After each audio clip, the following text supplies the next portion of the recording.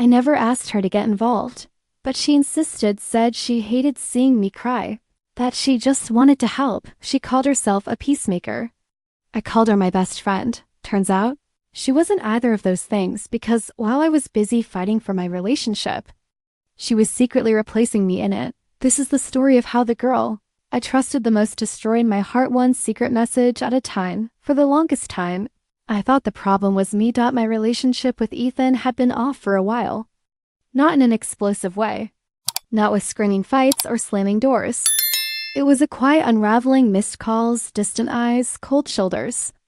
People told me it was normal. Every couple hits a rough patch, they said.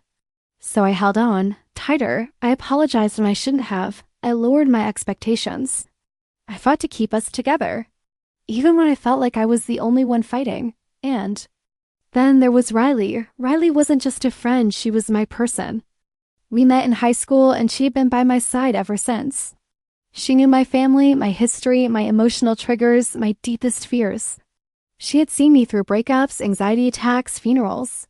She wasn't just a friend. She was a witness to my life. So when things started spiraling with Ethan, she was the first person I turned to. I vented to her constantly. She always listened. She'd say, "You deserve better. But if you love him, let's fix this together." Then one day she said something that changed everything. "Want me to talk to him? Just casually? Maybe I can help him understand how much he's hurting you." I was hesitant. It felt strange. But I was so emotionally exhausted, so desperate to save what was left, that I said yes. At first, things seemed to improve. Ethan started acting sweeter. He sent texts out of the blue. He even brought me coffee one morning, something he hadn't done in months. I remember texting Riley, "Thank you. Maybe you talking to him really helped." She replied with a heart emoji and said, "Sometimes people just need a little push." But soon things got weird. Ethan became inconsistent again. Cold. Distracted. He started hiding his phone. Changed his password. Said he was busy with work. More often, but I'd see him tagged in photos at bars I didn't know about. And Riley? She became distant. Stopped checking in. Didn't reply as quickly. When I talked about Ethan, she'd changed the subject. And one night, when I told her I thought he might be pulling away again, she said, "Maybe it's time to accept that this isn't working anymore." That stung. She'd always been the one telling me not to give up. Then, things started slipping. We all went out, me, Riley, Ethan, and 2 other friends. She wore red lipstick, something she never wore. She sat next to him, laughed at his jokes before anyone else did, and at one point, leaned in close to whisper something in his ear. He smiled, not a friendly smile. A smile I hadn't seen in a while, one meant for someone special. I asked her about it the next day. She brushed it off, called me insecure. Said I was projecting my relationship fears onto her. I believed her. Because it was Riley, she would never, but doubt had been planted. Little things began to click. She started posting cryptic quotes about forbidden love and not being able to help who you fall for. She stopped tagging me in our usual best friend posts. And once, when I borrowed her laptop, I saw an open tab. How to tell your best friend you're in love with her boyfriend. My heart dropped. I wanted to confront her, but I was scared of the answer. So I waited, watched, collected emotional receipts. Then it happened. A mistake. A glitch in her careful little game. She accidentally sent a voice message meant for someone else into our group chat. Our group chat. The one with just me, her, and 2 of our closest friends. It was a short clip. Her voice laughing. He kisses so differently now, like he actually wants me.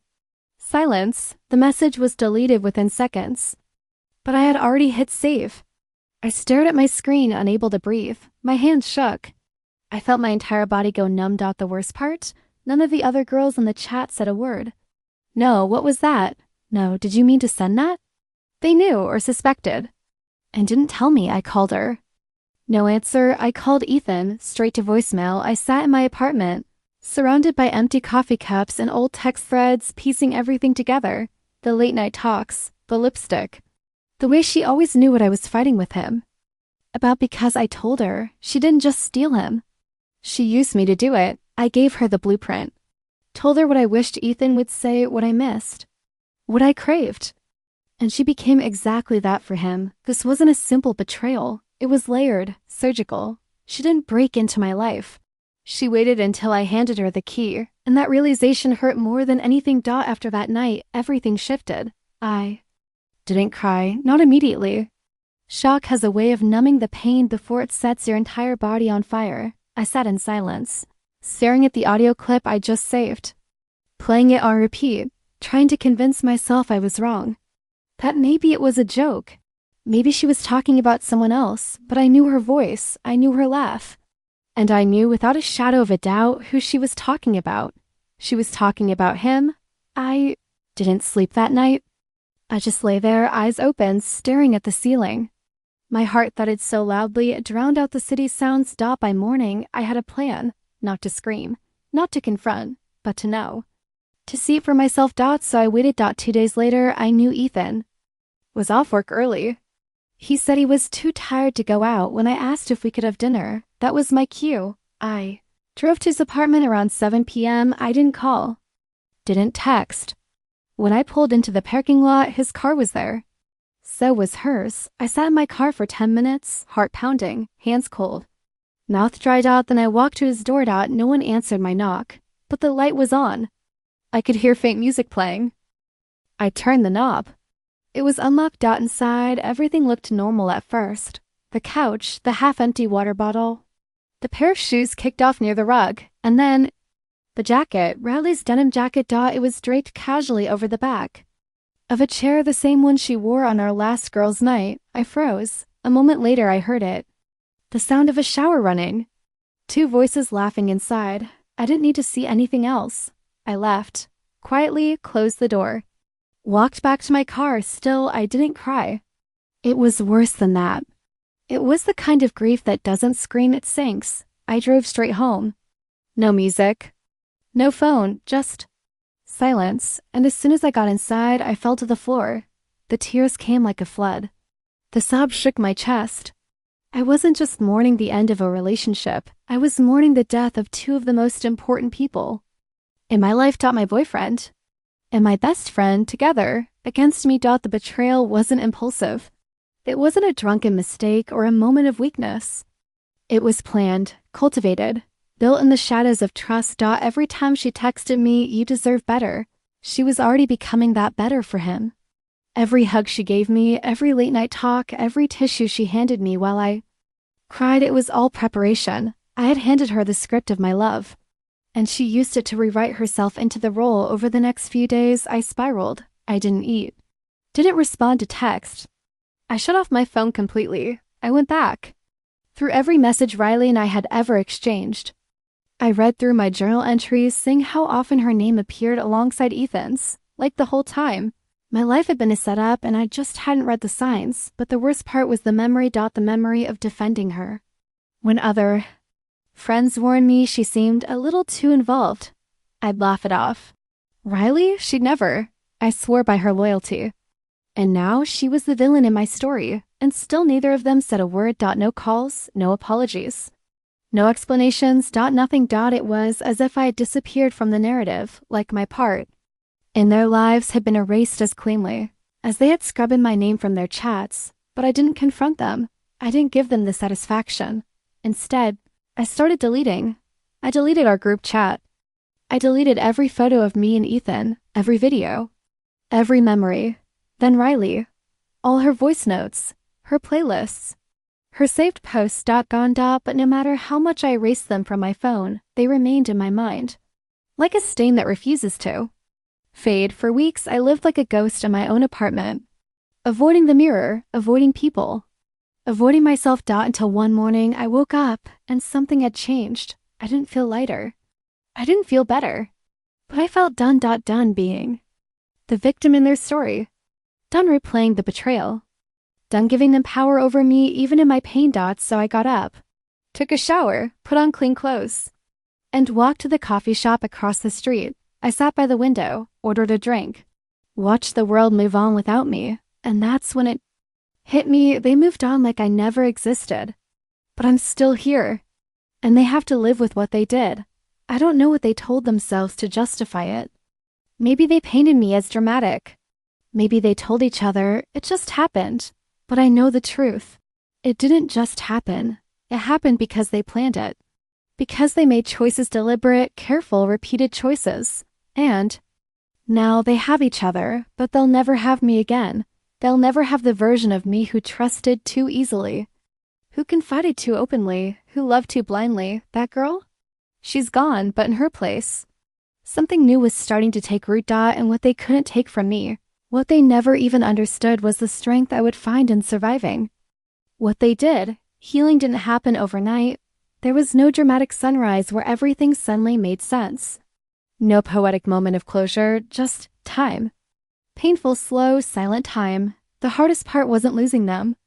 It was learning to stop blaming myself for trusting them. Because for weeks I kept asking, how could I have been so blind? How did I not see the signs? What's wrong with me that people I love always end up hurting me? But then came the shift. It started small, like everything real does. I began journaling again. At first it was messy, raw, incoherent. But every word I put down on paper pulled the pain out of me, drop by drop, and followed them on every platform. Not as an act of revenge, but as a declaration: you no longer have access to me. Not my mind, not my heart. Not even my photos. I stopped checking if they were still together. Honestly, I didn't care anymore. Because even if they were happy, they had built that happiness on a lie, on betrayal. On me. They might have stolen my peace for a moment, but I would not let them own my future. And little by little, I came back to myself. I took myself out to dinner. Started reading again. Traveled alone for the first time in my life.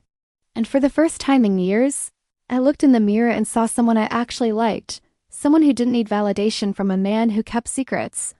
Someone who didn't need protection from a friend who stabbed me while smiling. Someone who stood back up even after her heart was shattered. One day, months later, I saw her. Riley. I was in a cafe downtown, laptop open, sipping tea. She walked in, alone, hair tied back. Eyes tired. Our eyes met. Just for a second, she froze. I didn't. I looked right through her. And then I smiled. Not a sarcastic smile. Not a "you'll regret this" smile. Just a simple, quiet smile that said, I'm fine now. And you don't get to touch that anymore. She looked away. Sat in the corner, didn't come over. Didn't say a word, and I realized that moment was the closure I never needed her to give me. Because here's the truth no one tells you. Sometimes justice doesn't look like apologies or karma. Sometimes justice is just becoming everything they tried to break in you. I don't hate her. I don't even hate him. They gave me a gift wrapped in pain. They revealed who I never want to be, and reminded me who I actually am. If you've been through something like this, if someone you trusted betrayed you so deeply it made you question your own worth, let me tell you this: you are not broken. You are not naive. You are not weak. You had the courage to love, to trust, to give someone a piece of your soul. And that's not something to be ashamed of.